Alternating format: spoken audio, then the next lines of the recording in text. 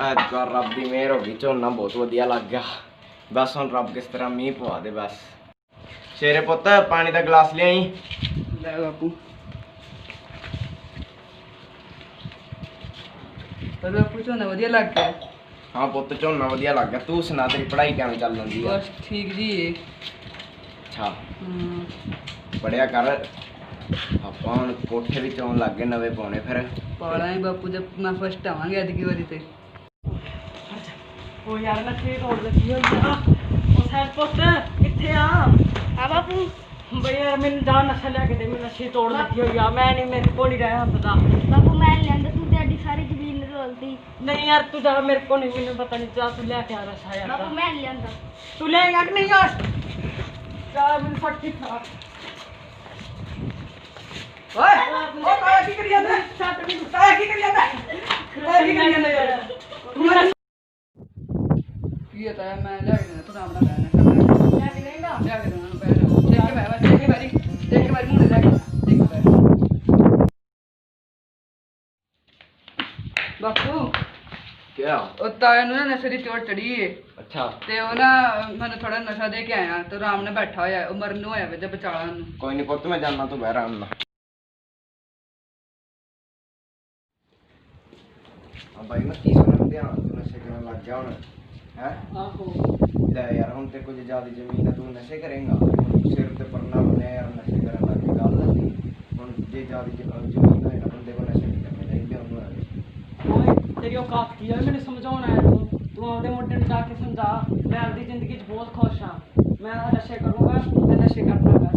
ਤੂੰ ਮੈਨੂੰ ਸਮਝਾ ਜਾ। ਕੋਈ ਨਹੀਂ ਬਾਈ ਲੱਗ ਜੂ ਪਤਾ। ਕੋਈ ਨੀ, ਚੱਲ। ਪਤਾ ਲੱਗ ਜੂ ਤੈਨੂੰ ਵੀ ਕੋਈ ਨਸ਼ਿਆਂ ਨੀ। ਦਾ ਮੁੱਦਾ। ਵਾਹਿਗੁਰੂ ਬਾਈ ਤੇ ਮਿਹਰ ਕਰੀ, ਨਸ਼ਾ ਘਾਟ ਜੇ ਫਸਲ ਵੀ ਆਵੇ ਕਰ ਵਧੀਆ ਕਰਦੀ ਬਸ। ਆਇਆ ਪੁੱਤ ਗੁਰਦੁਆਰੇ ਚੱਲ ਕੇ ਆਈ ਆਪਾਂ, ਮੈਂ ਅਰਦਾਸ ਕਰਕੇ। ਨਸ਼ਾ ਜਿਹਾ ਖਾ ਕੇ ਸਵਾਦ ਆ ਜਾਂਦਾ, ਦਿਲ ਨੂੰ ਸਕੂਨ ਮਿਲਦਾ ਹੁੰਦਾ। ਬਾਪੂ ਆਪਣੀ ਸਾਰੀ ਜ਼ਮੀਨ ਨਾ ਸੋਚੀ। ਕੀ ਹੋਇਆ ਪੁੱਤ? ਜ਼ਮੀਨ ਸੋਚੀ ਆਪਣੀ ਝੋਨਾ ਸਾਰਾ।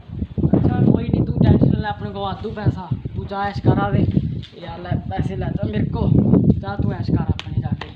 ਕੋਈ ਚੱਕਰ ਵਾਲੀ ਗੱਲ ਨਹੀਂ। ਝੋਨਾ ਫਿਰ ਕਿੱਦਾਂ ਦਾ ਹੋਊਗਾ? ਮੁੰਡੇ ਨੂੰ ਭੇਜਿਆ ਤਾਂ ਵੇਚਣ ਵਾਸਤੇ, ਦੇਖੋ ਕੀ ਰੇਟ ਬਣਦਾ ਹੈ ਕੀ। ਬਾਪੂ ਹਾਂ ਪੁੱਤ ਬੜਾ ਵਧੀਆ ਝੋਨਾ ਹੋਇਆ ਆਪਣਾ। ਹੋ ਗਿਆ ਵਧੀਆ। ਹਾਂ ਐਤਕੀ ਵਾਰ ਬੜਾ ਵਧੀਆ। ਹਾਂ ਹੋਰ ਸਾਰੇ ਦੇ ਆਂਟੀ ਦੇ ਹਾਂ, ਬੈਠੇ ਸਾਰਿਆਂ ਨੇ ਬਾਕੀ ਦੇ ਆਪਣੇ ਹੱਥ। ਬੱਚੇ ਹੀ ਬੈਂਕ ਦੀ ਜਮਾ ਕਰਾਇਆ ਹੈ। ਹਾਂ ਬਸ ਸ਼ਾਬਾਸ਼ ਪੁੱਤ ਵਧੀਆ। ਦੱਸ ਹੁਣ ਬਾਈ ਵੀ ਕਿਸ ਤਰੀਕੇ ਨਾਲ ਨਸ਼ਾ ਹੋਰ ਤੋਂ ਠੀਕ ਹੋ ਜਾਏਗਾ।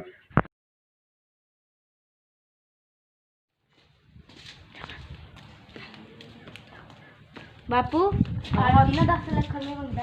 ਕਿਉਂ ਹੋਗਾ ਤੂੰ ਮੰਗਦਾ? ਆਪਾਂ ਉਹਦੇ ਝੋਨੇ ਵਾਸਤੇ ਲਿੱਤੇ ਸੀ ਕਰਦੇ। ਅੱਛਾ ਤੂੰ ਬੈਂਕ ਚੋਂ ਦੇ ਦੇ ਫਿਰ। ਬੈਂਕ 'ਚ ਤੇ ਐਨ ਤੁਸੀਂ ਸਾਰੇ ਲੈ ਲਏ ਸੀ ਤੂੰ ਨਸ਼ੇ ਵਾਸਤੇ। ਅੱਛਾ ਓਹੋ ਰੱਬਾ, ਚੱਲ ਕੋਈ ਨਾ, ਮੈਂ ਕਰਦਾ ਹੀਲਾ, ਵੇਖਦਾ ਮੈਂ। ਓ ਰੱਬਾ ਆਪਣੇ ਸਿਰ ਤੇ ਕਰਜ਼ਾ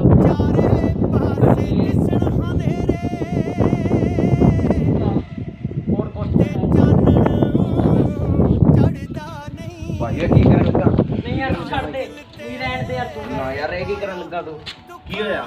ਗੱਲ ਦੱਸ। ਕੁਛ ਨਹੀਂ, ਕਰਜ਼ੇ ਥੱਲੇ ਆ ਗਿਆ ਮੈਂ ਸਾਰਾ। ਮੈਂ ਤੇਰੀ ਗੱਲ ਨਹੀਂ ਮੰਨੀ ਉਦੋਂ, ਅੱਜ ਮੈਨੂੰ ਆ ਟੈਂਪੂ ਤੇ ਕਰਨਾ ਪੈ ਗਿਆ। ਹੁਣ ਪਹਿਲੇ ਹੀ ਕਿਹਾ ਸੀ ਤੈਨੂੰ ਨਸ਼ੇ ਦਾ ਇੰਤਜ਼ਾਮ ਹਮੇਸ਼ਾ ਮਾੜਾ ਹੀ ਹੁੰਦਾ। ਚੱਲ ਕਿਤੇ ਨਹੀਂ ਤੂੰ ਛੱਡੀ ਨੂੰ ਬਸ।